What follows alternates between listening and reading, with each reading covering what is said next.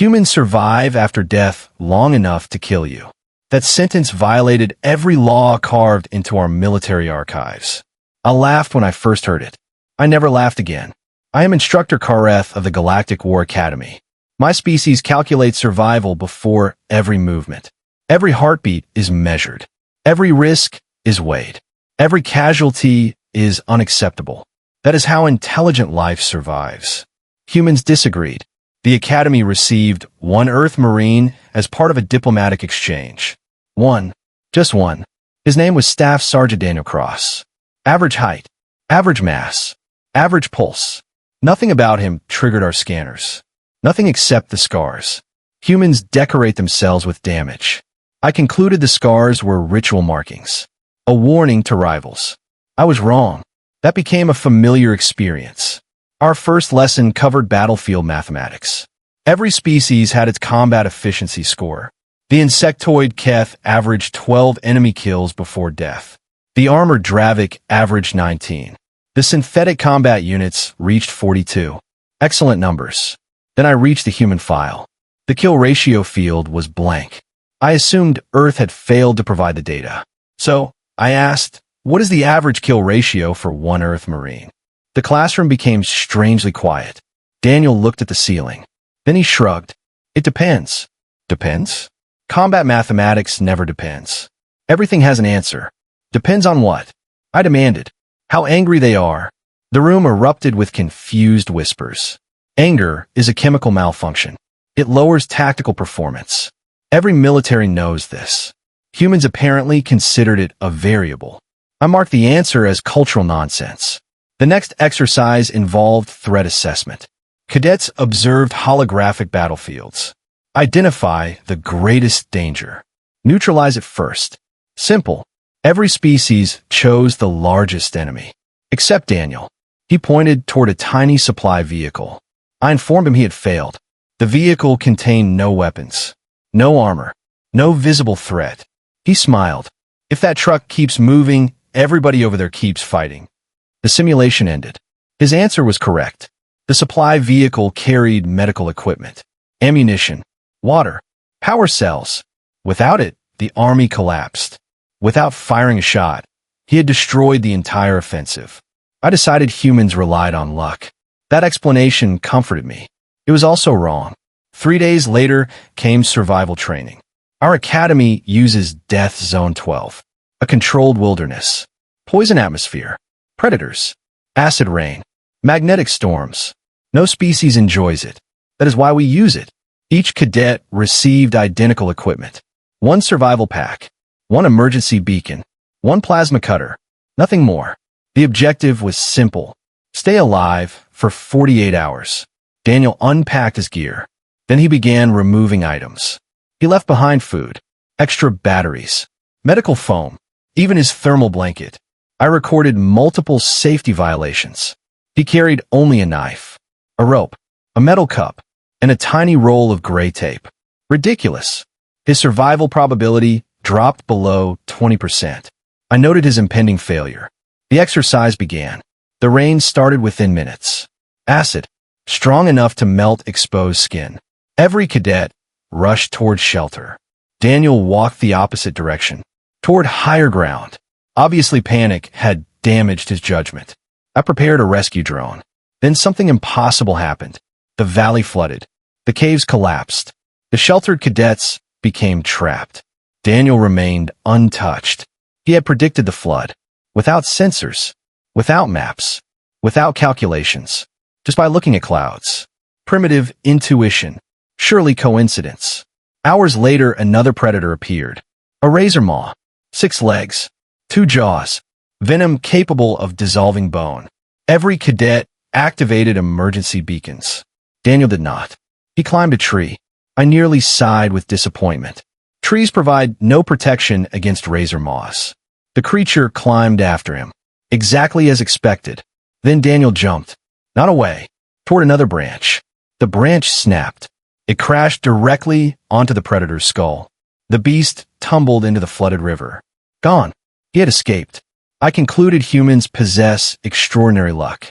Again I was wrong. That evening the cadets finally regrouped. Cold, hungry, exhausted. Daniel had already built a fire. Impossible. Open flames attract aerial predators. Everyone knows this. Yet no predators approached. Instead, they circled another location.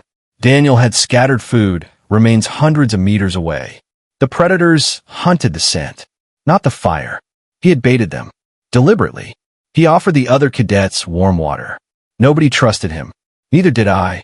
Hospitality during survival exercises wastes resources. Helping others decreases personal survival. That is universal law. Daniel ignored universal law. He shared anyway. The smallest cadet accepted first. Then another. Soon everyone drank. His supplies vanished. His chances should have vanished too. Instead, morale increased. The group moved faster.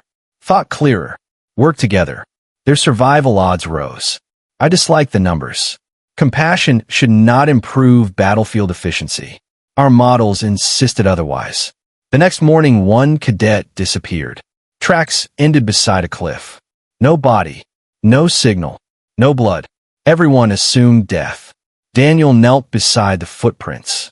He frowned. Then he walked away from the cliff. Completely the wrong direction. I almost corrected him through the monitoring system. Almost.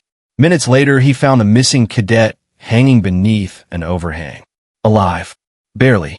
The cadet had slipped and caught a root. Daniel pulled him to safety using only the rope. I reviewed the footage 7 times. The footprints had been obvious. Yet only the human noticed tiny scratches on the stone. Evidence the body had swung beneath the ledge. He never looked where everyone else looked. He looked where nobody bothered to. I filed another report. Another impossible observation. Another incorrect conclusion. By the end of the exercise, every cadet survived. Academy average survival rate was 63%. This time it was 100. Statistically absurd. The command council requested Daniel's evaluation. I entered the chamber carrying hundreds of pages of data. Every graph contradicted military doctrine. Every conclusion contradicted logic. The council asked one question. Can humans be predicted? I answered with confidence. Yes. I truly believed it. Humans always protected the weak. Humans always shared resources. Humans always risked themselves for others. I had finally discovered the pattern. At last, something about them made sense. Then the emergency sirens interrupted the meeting. A pirate fleet had breached Academy orbit. The attack was real. The Academy had no combat fleet nearby. Only instructors. G'day. And one Earth Marine. Daniel looked toward the burning sky. Then he smiled. That was the moment I realized. I had misunderstood the pattern completely. The human smiled before the first explosion reached the Academy. Every intelligent species fears a smile before battle. We bare our teeth only when victory is certain. I concluded the Earth Marine already had a plan. I was wrong. He had 3. The first orbital strike shattered the Eastern Defense Tower. The second destroyed our communications array. The third never landed. It vanished in a bloom of white fire. Our point defense cannons had finally awakened. Too late. Much too late. The pirate fleet descended through the smoke. Dropships. Gunships. Boarding pods. Their hulls carried the black insignia of the Varg Syndicate. Professional killers. Slave hunters. Academy destroyers. They had chosen us because we were students. They expected panic. They expected surrender. Daniel watched them land. Then he asked a question. How many civilians? Civilians? I repeated. This is a military academy. So, how many students have never seen real combat? I checked the records. 94%.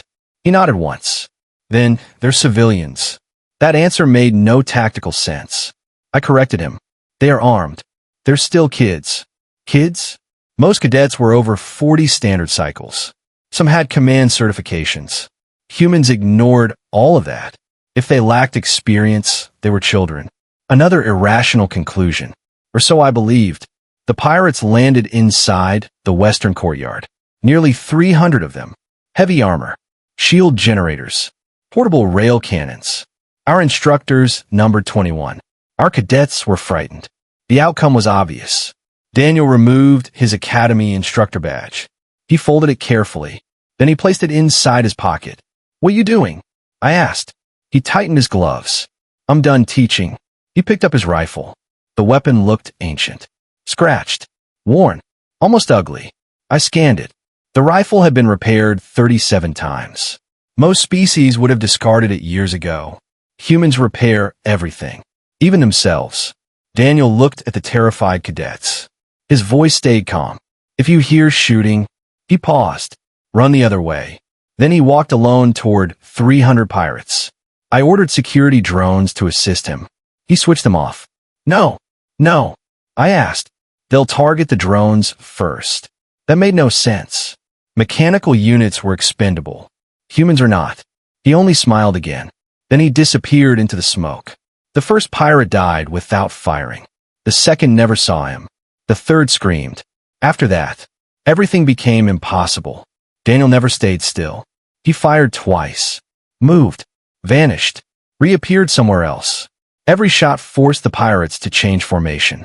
Every movement broke their discipline. I assumed he was retreating. He was hurting them. Toward the collapsed engineering wing. The weakest structure on campus. The pirates entered. Daniel disappeared inside after them. I shouted through the emergency channel. "You are trapped." "No," he answered. "They are." The building exploded. Not from explosives. From overloaded reactor pipes. He had noticed unstable coolant lines during orientation. 3 weeks earlier. He remembered them. 3 weeks. During a campus tour, the eastern wall collapsed. 47 pirates vanished beneath it. Daniel walked out covered in dust. Alive. His left arm hung uselessly. His armor burned. His pulse was falling. I estimated internal bleeding. Combat effectiveness should have dropped below 30%. Instead, he became faster. Impossible. Pain increases efficiency? No biology supports that. Our medical officer whispered something. Adrenaline. I searched the human database. The chemical was described as an emergency survival response. The numbers were unbelievable. Strength increased. Speed increased. Reaction time improved. The human body was breaking its own safety limits. No civilized species would evolve such madness. The pirates realized something was wrong. They stopped advancing. They began hunting him together. Good. At last they were learning. Daniel stopped shooting. He started running. Exactly as expected. Finally, the human had accepted defeat. I announced it to the command council. "He is retreating." An elderly cadet beside me slowly shook his head. "No, he wants them angry." I dismissed the statement. Emotions weaken soldiers. Everyone knows that. The pirates chased him through the academy, ignoring cover, ignoring formation, ignoring each other. Their commander screamed orders. Nobody listened. They wanted the human. Only the human. Daniel had become the objective. Not the academy. Not the students. Him. Every pirate followed. Every single one. The academy became empty. Our cadets escaped through evacuation tunnels. No pirate noticed. Daniel had traded himself for thousands of lives. That was not strategy. That was insanity. The chase ended at the old orbital elevator platform. A dead end. Finally, no escape.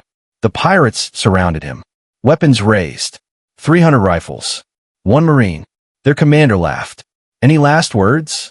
Daniel looked upward. Not at the pirates. At the sky. Actually, he checked his watch. Right on time. I looked up. Nothing. Then, everything. A burning transport ship emerged from the clouds. One of our destroyed supply vessels. It should have crashed hours ago.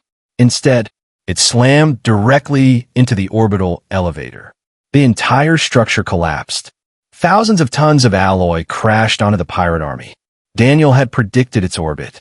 He had been running toward this exact location from the beginning. The battle had ended. Before the first shot, silence covered the academy.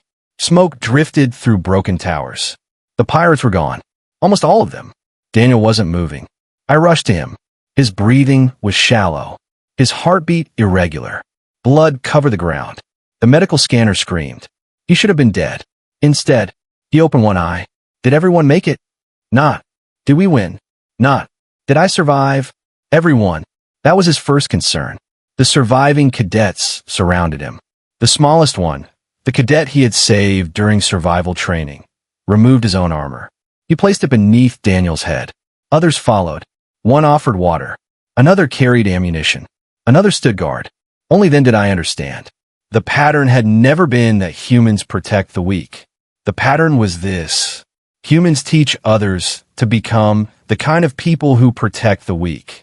Daniel had never been fighting alone. Every act of kindness during training had been preparation. Every shared meal, every lesson, every impossible decision. He had been building another weapon. Trust. No academy had ever measured it. No battlefield algorithm had ever calculated it. It had defeated an army. Weeks later, the council met again. They asked me the same question. What is the kill ratio for one Earth Marine? This time I answered differently. You are asking the wrong question. Silence filled the chamber. The correct question is, how many lives can one Earth Marine save before the enemy finally stops counting their dead? No one spoke after that. Neither did I, because I finally understood the sentence that had begun this nightmare. Humans do survive after death long enough to kill you. Sometimes, they survive inside everyone they refuse to leave behind. If you enjoyed this HFY sci-fi story, don't forget to like the video, subscribe to the channel, and turn on the notification bell so you never miss the next epic human story. Tell us in the comments, what do you think the real kill ratio of one Earth Marine is?